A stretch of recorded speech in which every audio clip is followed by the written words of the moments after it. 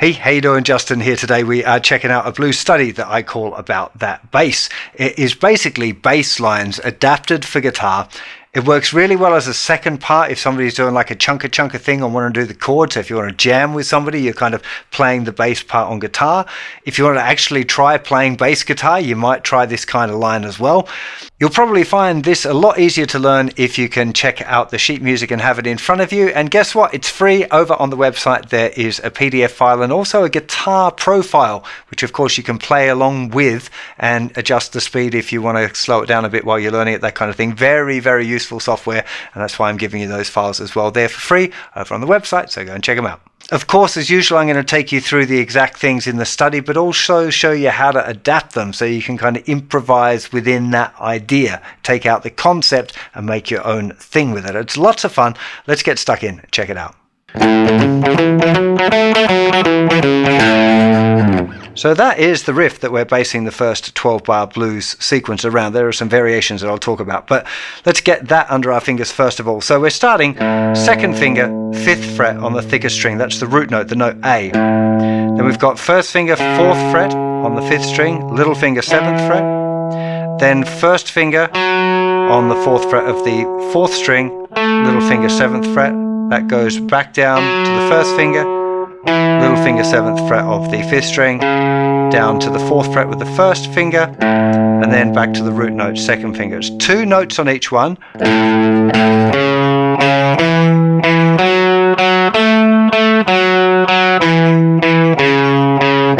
Note the picking: down, up, down, up, down, up, down, up, down, up, down, up, down, up, down, up, down. And it follows that all the time. Now this sequence moves around, so that's the A. If we want to play the D, we just move that second finger down one string to the note D, and we play exactly the same shape back to A. Now if we were doing a slow change blues, we'd have 2 bars on the E, and then we'd go back to A. Now, playing a slow change blues in the key of A, that would be A, A, A, A, D, D, A, A, E, E, A, A. So very few chord changes in it, is a great way to develop a 2-bar riff, because you don't have to do anything. You don't have to worry about changing the riff halfway through. You don't have to worry about any variations. So each time you learn a riff or you make up your own, a really good idea if it's a 2-bar riff is to take it through a slow change 12-bar blues. Let me show you that right now. So we'd start here on the A, 2, 3, 4, 1. And then again. Then to D. And back to A. Then to E. And back to A.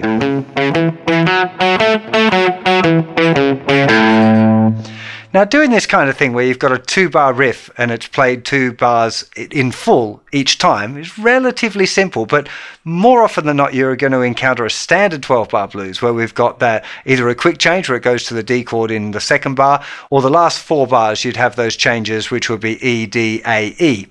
So what I want to do next is take you through a couple of variations of that and how you might cut it down for 1 bar. So the first one is actually fairly simple. Instead of going to the root note at the top, you go to the flat 7, and this still is a 2-bar riff actually, but it's a nice variation that I've put as the 2nd time through in our set arrangement. So that would be this. So playing this note here, 2nd finger, 5th fret on the 4th string. That's the flat 7, part of an A7 chord. So there's a regular A. Here would be an A7. The pattern repeats. You could go D7, back to A7. You can integrate that A7 anytime you feel like it, where you've got the regular A. I've just put it in the once just to show you. Again, the idea of these arrangements is to give you ideas that I'd encourage you to go off and explore on your own. For the D chord, we use the standard progression that we first looked at, and then when we go back to the A, again, we use the standard version. You could choose to add the flat 7 one in if you preferred. But when we get to the E chord, to the 5 chord, it's only for 1 bar. So we're going to cut it short, and we're going to play the E, just the straight arpeggio. So this is just root, 3rd, 5th, 3rd. And then we're going to the D. We could go same thing, just move down 2 frets. But a nicer thing, now that we're heading toward the turnaround, which I'll talk in a sec, is so we've got this root note, which is the 5th fret of the 5th string, 4th fret, 5th fret, 6th fret, leading to the root note A there on beat 1. So 1 and 2 and 3 and 4 and 1 and 2 and 3 and 4 and 1 and 2 and 3 and 4 and 1. This is all on the 4th string. 7th fret, 5th fret, 4th fret, 3rd fret, 2nd fret for half a bar. Then we're doing exactly the same note on the 7th fret of the 5th string, just to help us get back into position, seeing as we're just playing the 1 note anywhere. And you do hear that tonal difference, which is kind of interesting to hear. It's the same note, but it sounds a little different. So that last part is from the E, 1 and 2 and 3 and 4 and D, 2, chromatic, tone step first, then chromatic. Now, those last 2 bars are what we'd refer to as a turnaround. It kind of turns the music back around to start again. It's an important part of the blues idiom. You have a turnaround that will either, well, the same phrase can either be a turnaround where it turns around to start again, or it can finish. Often it's just the very end of a turnaround riff that defines which one it is. If you go, that's it. That's the end of the song. If you go,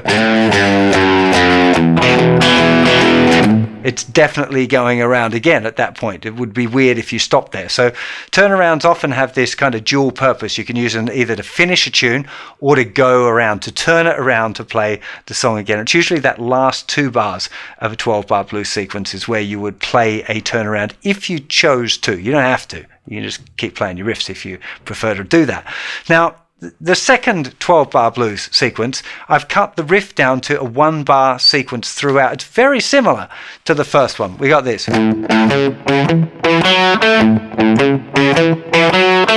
it starts the same, but instead of going, we go just here, once on each note, the 4th fret and the 7th fret on the 4th string. 1 and 2 and 3 and 4 and.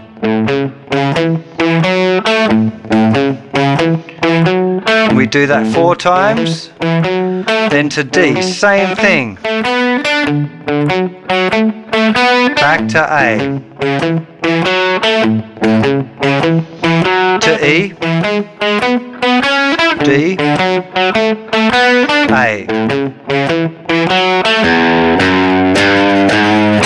Then we've got this little climb into the next section where I'm going to give you this a very similar kind of a riff and show you how it works in an open position. I'll talk about a little bit more about that in a sec. The thing that I want you to have a try at with this is experimenting with the riff, because there are lots of different approaches to doing this. I'm doing it in a very specific kind of a shuffle, which is a very common kind of bass feel. But you don't have to do that. And if you're more into kind of rock and roll, or you want to explore a bit more metal or whatever like that, a lot of the riffs are based off the same kind of groups of notes. You just play them with a different feel. So you should definitely experiment with the idea, taking a little riff and moving it around the 12-bar blues sequence, potentially taking the riff and moving it around a not 12-bar blues sequence. Because if you want to play rock, you don't have to stick with a 12-bar form for sure.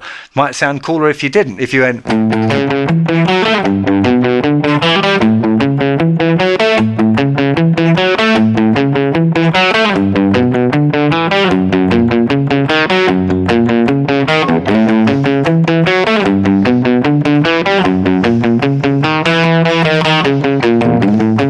I don't know. I'm just making stuff up off the spot, but that's the idea, is just to try it. Take an idea, have a muck around, see if you can come up with something, because ideally I'd like you to make up your own blues studies with these ideas as a little foundation, as a springboard to your own creativity. So once you've learned my set one, please have a go at exploring what else you can do with it. Now, that particular one, like I said at the end, I've gone down to, which is just a lead up from the E, moving into the A. And now, the part of the reason I want to show you this in an open position is because it's a real nice breakout of doing your standard.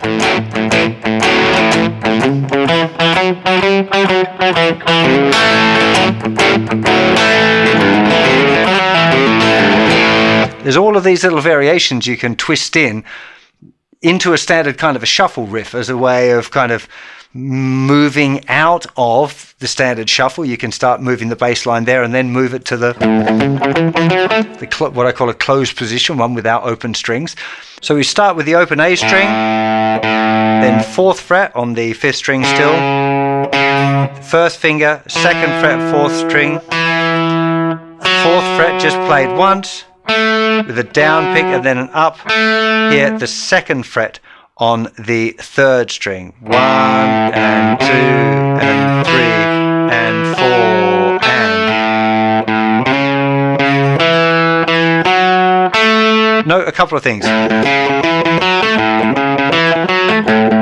Same notes, whether you do it here,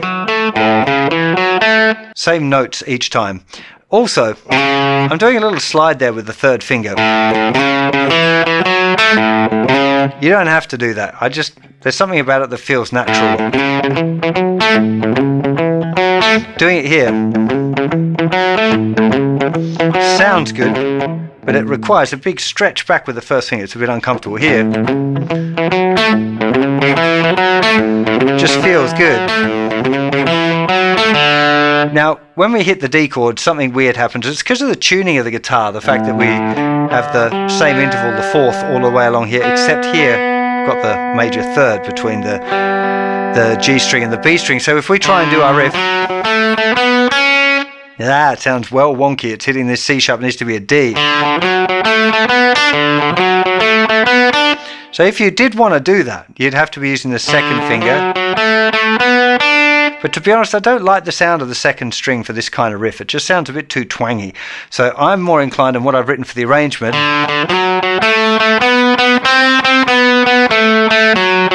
So that, you know, the same again as that variation.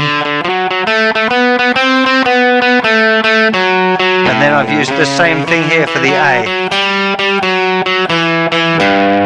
But I've changed it a little bit at the end to get us down to our low E. So D, A.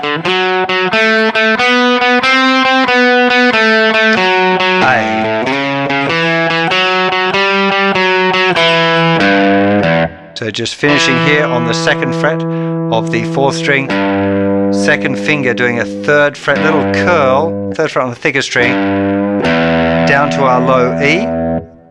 And then we're going to have this same pattern.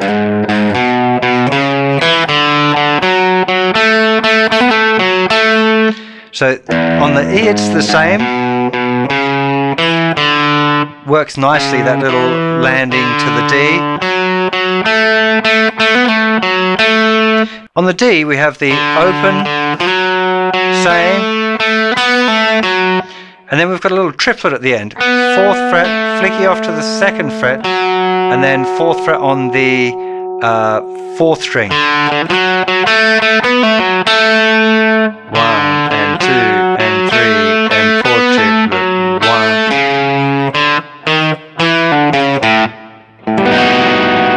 Okay, so we've got this little riff here. 2nd fret on the 3rd string, 4th fret on the 5th string, open, and then 1st fret on the 4th string, 2nd fret still on the 4th string, open, then the 4th fret on the 5th string to the root note, the low A.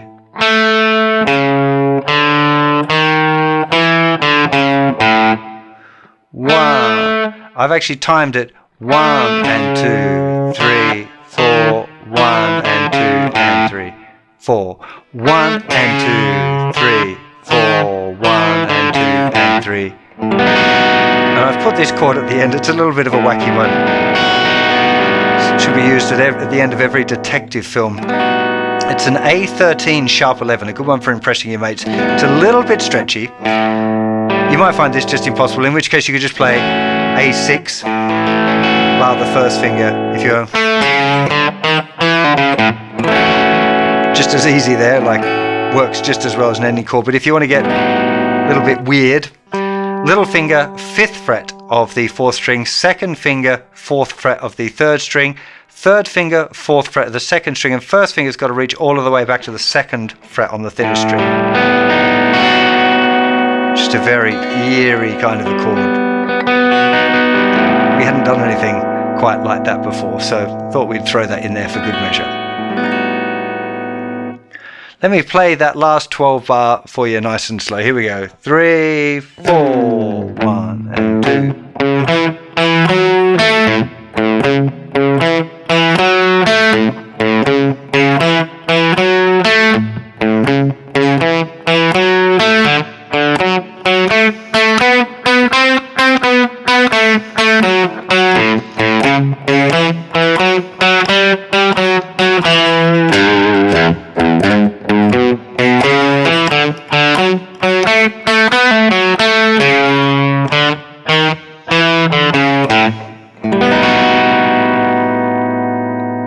I should notice, I think right at the beginning when I did the little playthrough, I did a little twiddle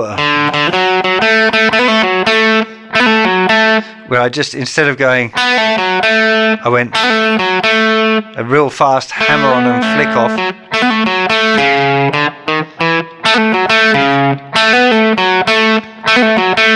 It's just taking these first 2 notes, first 3 notes, real quick, hammer on and flick off.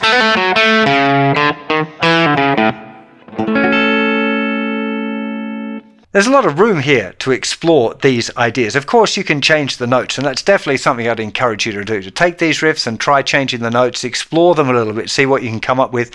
Just in the process of refining this down to 3, I came up with about 8 different grooves, and I was like, oh, I like all of them, so I think I'll probably do a second one, a little bit more weird chromaticism and stuff involved. But, you know, you really should be exploring the notes first of all. Once you feel kind of confident with that, there are a lot of other elements that can have an impact, whether you use palm mute or not. So obviously if you don't have palm mute, can sound kind of aggressive. If you put the palm mute on, sounds a little cooler for me.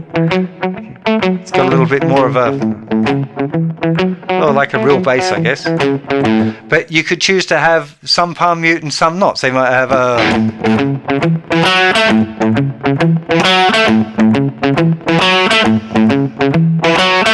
so there you get this kind of accent of those different notes. Speed is something, obviously it has a huge impact on the feeling of a tune. This kind of thing can be,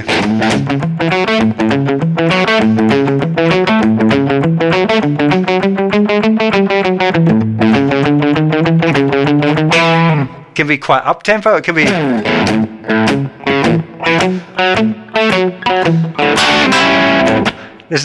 you can really, like, it could even go slower than that, really. There's no limit in either direction of how you could explore this. Just try it. See what feels good for you. As with all of these kind of blues studies that I'm giving you, the idea is for you to learn the set example first. It's a good exercise in kind of discipline to practice up the different bits, to see the relationships between the riffs and the chords, see where I'm putting variations in, how I'm linking the different chords, that kind of thing. Learn the piece first, get it to tempo so you're not stopping, so you can remember the parts, and then start exploring it. Explore one riff, see what you can do, change it up, change the notes, change the speed, change the feel, change your palm mute, change the dynamics, whatever you want. Just explore it.